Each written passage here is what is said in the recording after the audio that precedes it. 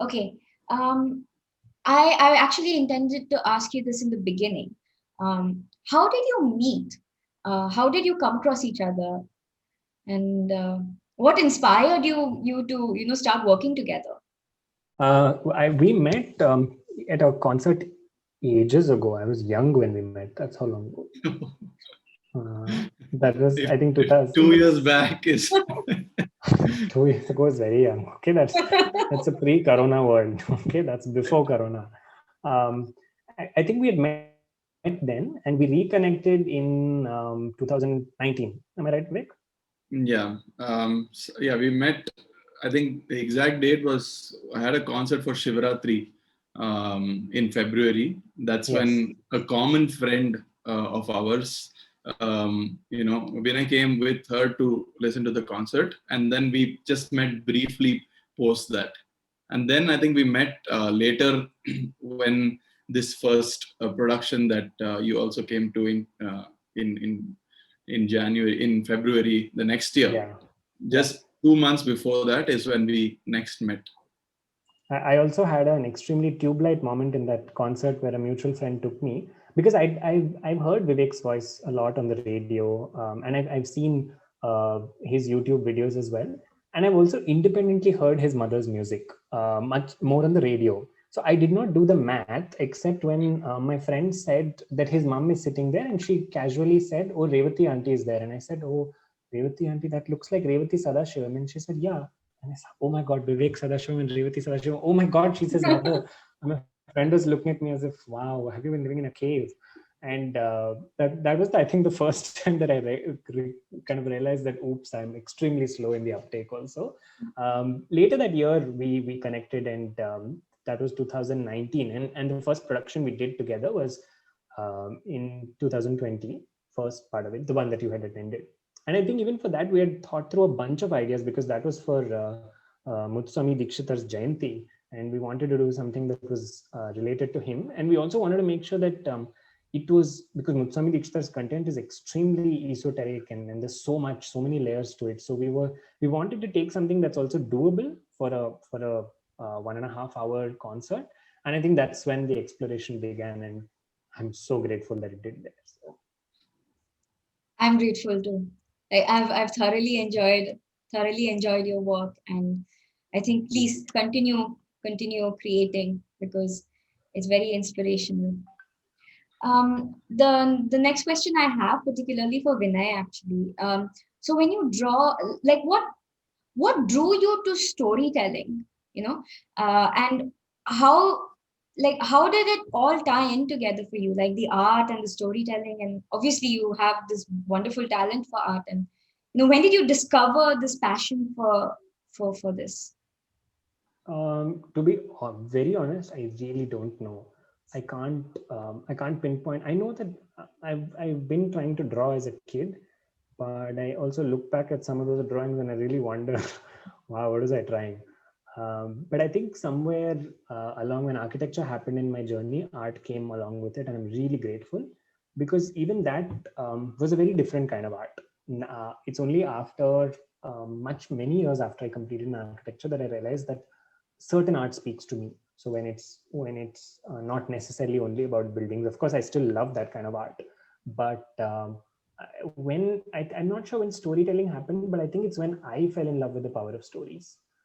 It's when I realized that, wow, this thing is moving me. And I listen to a lot of Carnatic music, so when I found that some of the sentiments were being echoed in songs with certain feels and evocating certain emotions, I realized, wow, this is taking me over. And I never imagined that I'd ever have luck enough to collaborate with other musicians and make that feeling that happened for me possible for other people. But here we are. So yeah, I guess it's just completely by, I have not planned any of this, to be very honest. And I think the most beautiful things in life are the ones which are unplanned for and uncalled Yeah, for. yeah, But very true.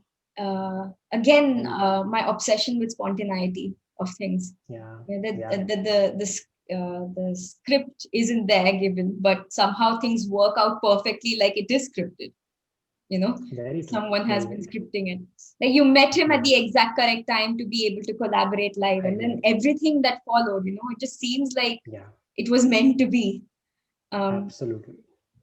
Yeah, and when you were on the point of spontaneity, I would like. There's also an incident that happened very recently when Vinay and I were shooting in Melkote for one of the projects that we've been recently doing.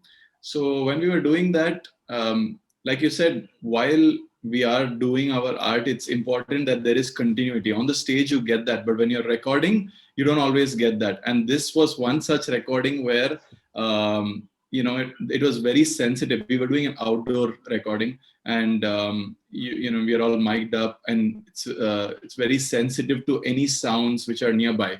We are outside the town now, but still, what happens is the mics are so sensitive that it picks up every little thing of a couple of people talking, like 400 500 meters away, or if there is a car that's coming in, even like more than half a kilometer, 1 kilometer away, you can hear a little bit of it in the audio, and that's just not going to cut it. So what happened in that process was we were trying to go into a flow that normally Normally we do. associate, and especially for somebody like Vinay who's doing a storytelling kind of thing. It also depends heavily on at that point how your thoughts come in. So how do you frame sentences? Correct me when if I'm wrong.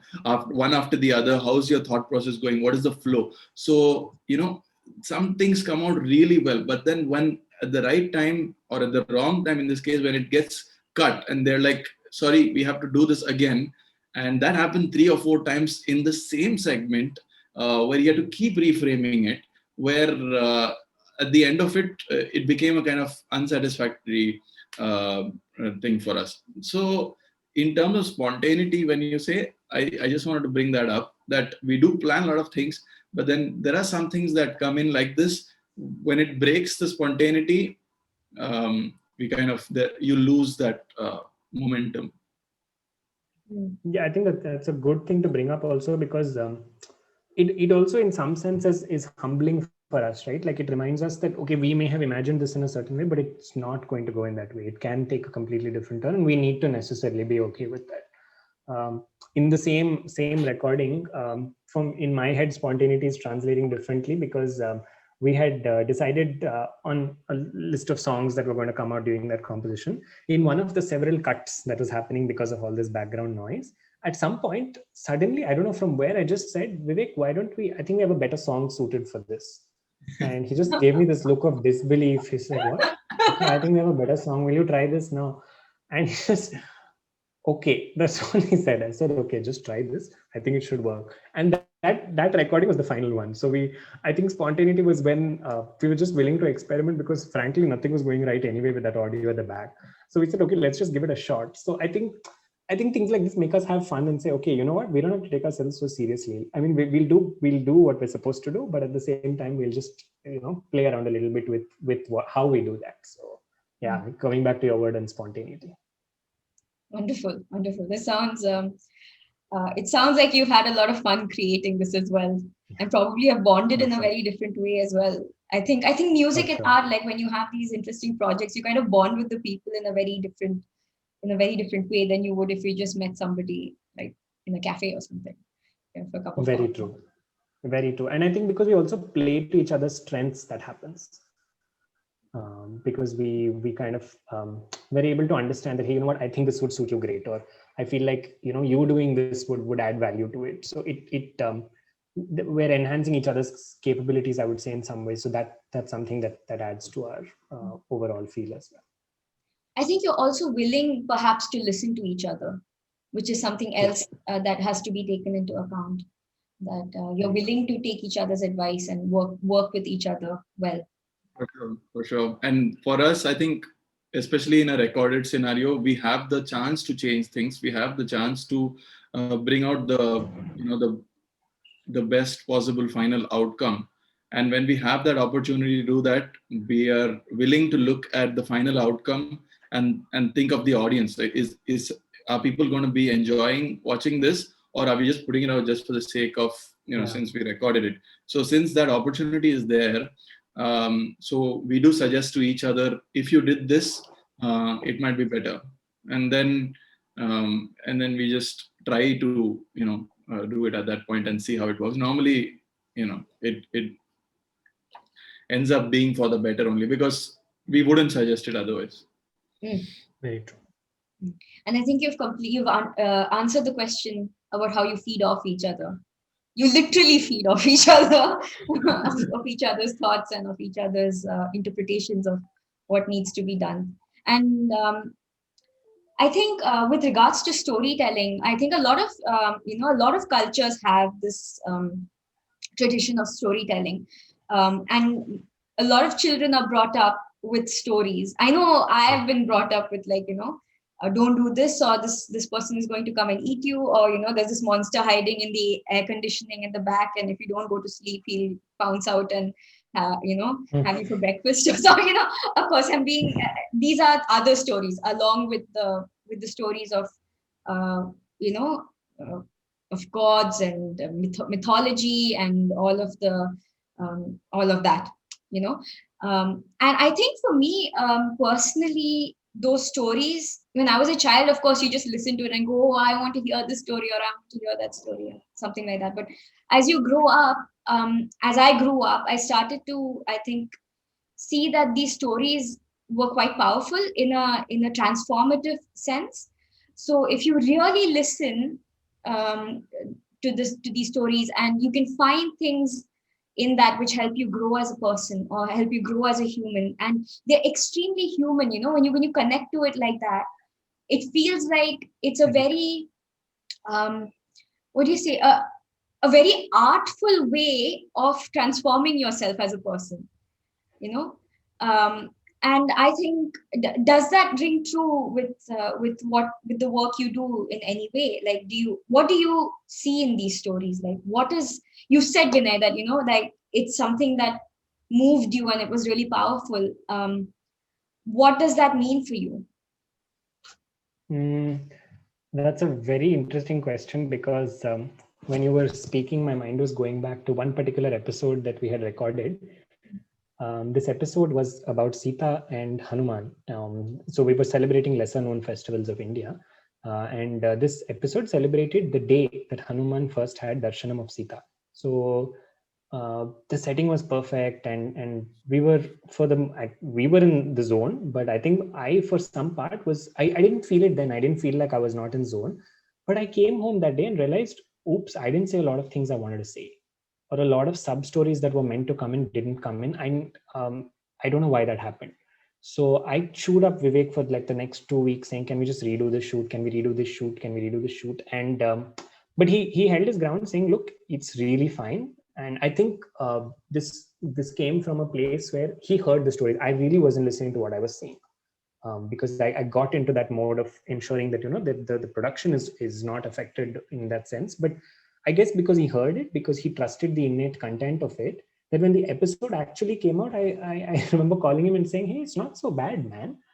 I mean, it's still moving people." So I think that in some sense sums up what the power of a story is, right? That irrespective of whether it has, whether we do 15 different stories or two stories done extremely in terms of depth, they still have the power to move people. And I think uh, that happens even unknowingly. Like for Vivek to just say that, "Hey, you know what, we don't need to redo it," and he didn't say this because he didn't want the headache of us not reorganizing it, but it came much more from a space of, I trust the content and I trust that it has the power to move. I think that's the power of a story, very fundamentally.